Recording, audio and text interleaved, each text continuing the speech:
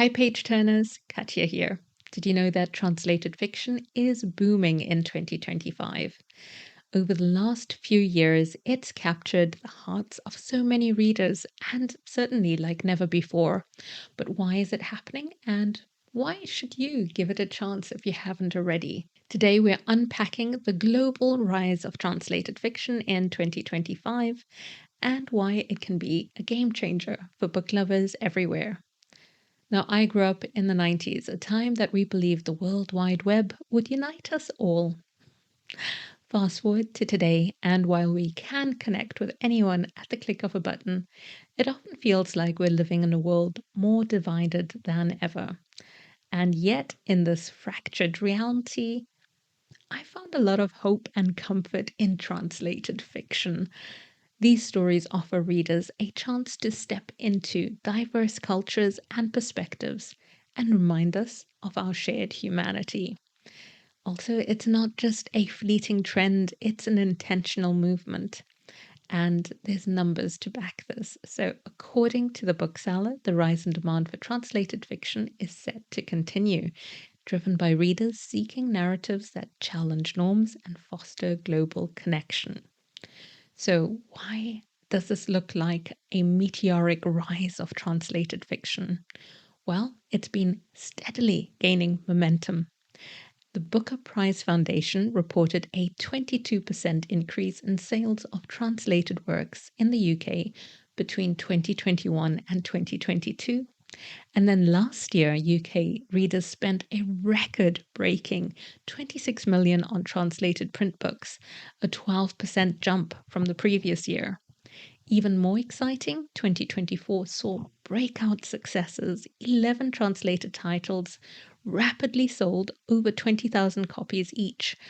And then authors like Han Kang, whose Nobel Prize win reignited interest in Korean literature, and Asako Yuzuki, whose novel Butter, translated by Polly Barton, became Waterstone's Book of the Year.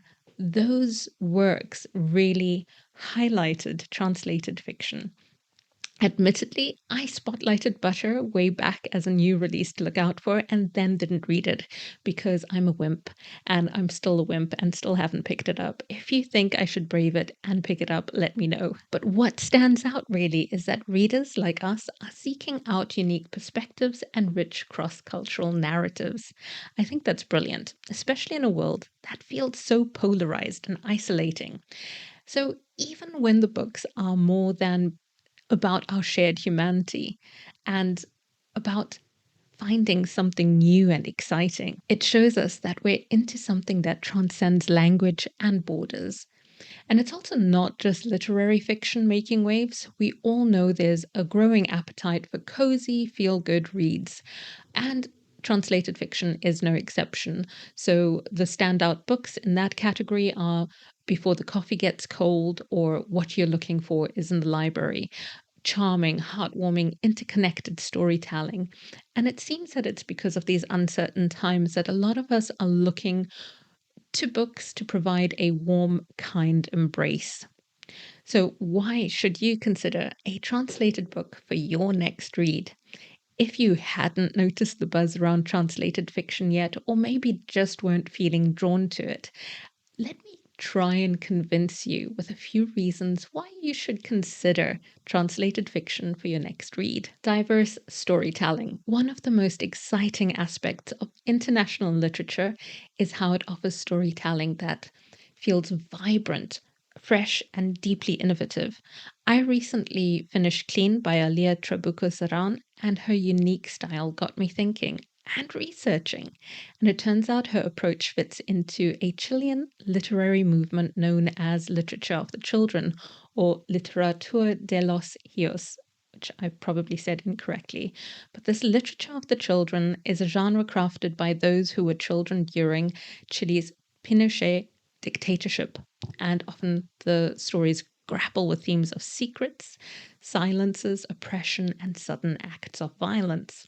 And interestingly, I felt echoes of this in Chilean American author Isabel Allende's book from 1982, The House of the Spirits, which predates that concept of literature of the children, yet has that thematic weight of combining political undertones with a sense of generational trauma. That book famously was rejected by several mainstream publishers, Spanish language publishers, before being released in Barcelona and becoming an instant bestseller. And it also showcases another hallmark of Latin American literature, magical realism. This blending of the real and surreal, creating a fever dream quality that few other traditions can rival, though I have found a similar resonance in some Japanese fiction. So it provides this distinct style, reminding us that storytelling doesn't always need to follow familiar formulas to resonate. The innovation in these narratives often lies in their willingness to defy conventions that we are used to in the English language literature, presenting us with wildly different perspectives that still strike at universal truths. For example, when I read David Diop's At Night All Blood is Black, I was struck by how it felt very much like an oral tradition storytelling. The rhythm, the rhyme, the feel of it felt like a story being told to me. And yeah, it's difficult to describe, and I'd be interested to see if it's going to be in his next book, which is our February read for Reading the Globe 2025. Now, another reason I'd like to tempt you into reading translated fiction: critical conversations. Translated works often tackle global issues from political unrest to climate change and gives us a broader perspective than what we're seeing on our news and our media more often. These books are not just entertainment. They are there to make us think more deeply, whether it's grappling with the fallout of climate change or exploring resilience under oppressive regimes. They don't shy away from big questions and showing us the interconnectedness of those worlds and our world, because it's all connected. Now, if you're steering away from political discourse, you can skip to the next part, but I just felt it wouldn't be right not to mention a comment by Nigel Newton of Bloomsbury, who observed, "Culture wars are certain to continue to be waged in 2025 with people making accusations of each other which are simply not true. Book publishers will have to have the courage in dealing with this, as it is only likely to intensify under a Trump presidency, changing the world balance of power and AI spreading false information." For those who do engage with politics, I very rarely discuss that on my channel, so I'd recommend checking out Brian's channel Bookish. He offers insightful commentary on literature and also runs a second channel dedicated to discussing things like legislative changes in the US and their impacts on people there. So let's have a look at some of the insights surrounding the increasing popularity of translated fiction. First up, we have a shift in perception. Translated fiction has shed its niche reputation. It's now celebrated for its emotional depth and commercial success too. The International Booker Prize has played a major role, always has, with winners like Han Kang's The Vegetarian and Gitanjali Shree's Tomb of Sand proving the universal appeal of these stories. And now, with the 2025 longlist announcement coming up on the 25th of February, there's already buzz about which books will make it to get that spotlight. Now, let's look at the role of social media in the rise of translated fiction, and with a nod towards the demographic split as well. Now, social media platforms like TikTok, BookTok, Instagram, Bookstagram, and YouTube, BookTube, have revolutionized the way we discover and engage with books, including translated fiction. So, viral campaigns on BookTok catapulted titles like Tender is the Flesh into global must reads, sparking passionate conversations and broadening audiences. Younger readers, especially those under 35, turn out to be a key demographic driving this trend. They are drawn to boundary pushing narratives that challenge conventions and offer fresh perspectives. Nielsen book data informs us that the under 35s make up nearly 50% of readers of translated fiction. And it is TikTok in particular that has helped make translated fiction accessible and trendy for this age group, fostering a sense of community among readers who share diverse recommendations but similar emotional responses to these works. It would be weird then for me at this point not to mention the topical debate around TikTok in the United States, where its potential ban has been a contentious issue. So, a very interesting weekend. The platform's eventual rescue will certainly raise questions of how media ownership tie into broader conversations about power, influence, and profit margins. But I will stay away from that and move on to indie publishers as champions. Independent presses like Tilted Access, Charco Press, Fitzcarraldo Editions, Pushkin Press, and Europa Editions, among many more, are bringing us such gems. They brought us groundbreaking authors like Mieko Kawakami from All the Lovers in the Night and Breasts and Eggs, and David Diop at Night All Blood is Black. The Japanese fiction boom, according to Nielsen, continues. It is leading this interest in Japanese fiction, broadening to various different genres, but still captivating us through slice of life, magical realism. And it's no surprise because Japanese books discuss a variety of themes, including gender discrimination, isolation, work culture, the longing for community, and so much more. So, all these themes resonate deeply with readers seeking comfort and depth. Of course, this trend is also very much driven by the fact that a lot of mainstream publishers are willing to publish Japanese fiction and perhaps more nervous about other fiction, which again comes back to the importance of indie presses. The role of print editions and libraries. So, according to Nielsen book data, print books outsold ebooks in the UK in 2022 for the first time since 2013, a significant shift in the market.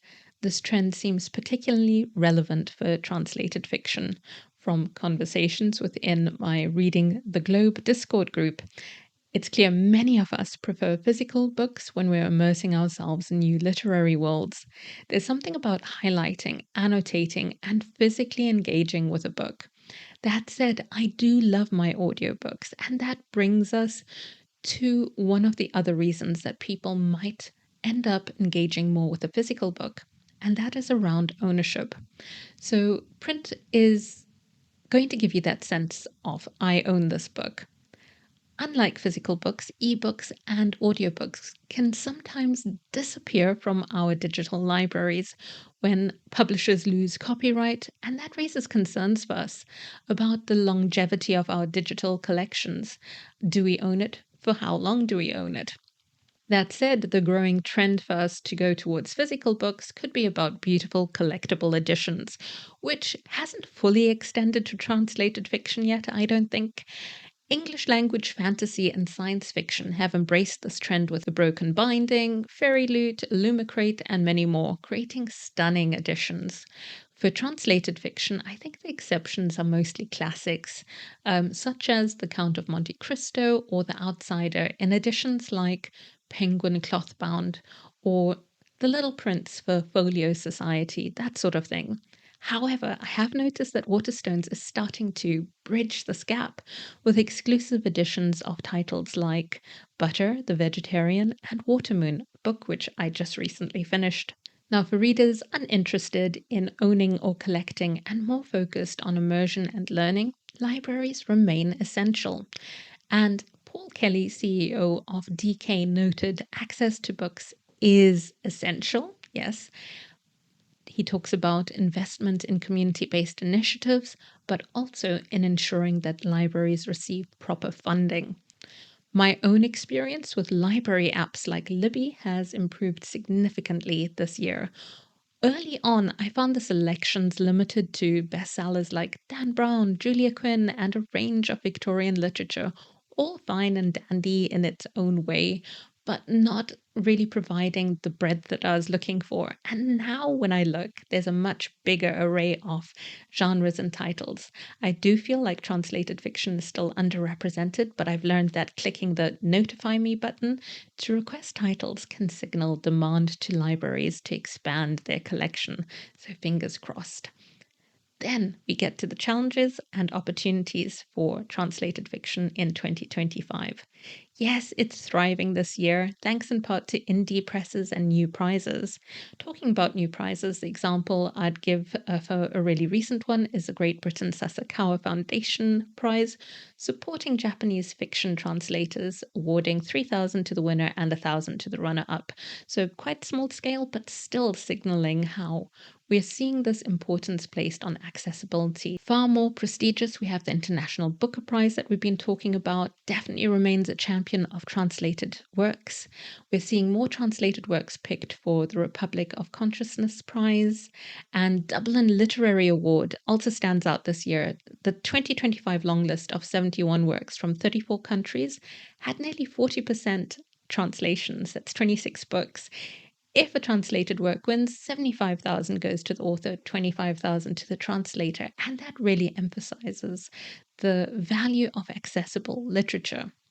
Anyway, the challenges remain library defunding and declining rates of reading for pleasure, especially among children, which threatens this literary ecosystem. And the National Literacy Trust reports that only 35% of 8 to 18-year-olds enjoys reading in their spare time, a figure which Joanna Pryor, CEO of Pan Macmillan, called an existential threat to the publishing industry. Now, AI also presents a mix of risks and opportunities. While it can enhance discoverability and audience engagement, there's a pressing need to protect authors' rights. And Dan Conway of the Publishers Association highlights the importance of striking this balance, ensuring that AI supports the publishing industry more than undermining it. Now, translated fiction is more than just a literary trend, as we see, it is a movement, and it's bridging worlds, connecting us to diverse voices. These stories highlight the universal power of storytelling in their various forms and the beauty of cultural exchange. So, whether you're drawn to a magical Japanese tale or poignant Latin American novel, there's something for everyone to discover. And for my fellow booktubers and bloggers, I've linked all the stats and resources that I mentioned in the video description. So if you are inspired to have a similar discussion, but you want to use your own stats from these links, or focus on different aspects that I might not have, then these resources will help you put together something that fits more in with your voice and your audience. So, page turners, have I convinced you to dive into translated fiction? If you made it to the end of this discussion and don't have time to comment, just drop me a little sparkles emoji or share your own translated fiction posts, videos, or recent reads. If you do have a moment and thoughts to share, I'd love to hear them in the comments. Don't forget to like, subscribe, and hit that notification bell for more bookish discussions. And thanks for tuning in. And I'm also really glad that I managed to do this video because I was helping lift something heavy and I'm really not great with my spatial awareness sometimes, and I was making sure that I lift correctly so I don't hurt my back. And instead, what I did is I lifted this load and I turned into a wall and bonked my head. So, yeah, anyway, bye.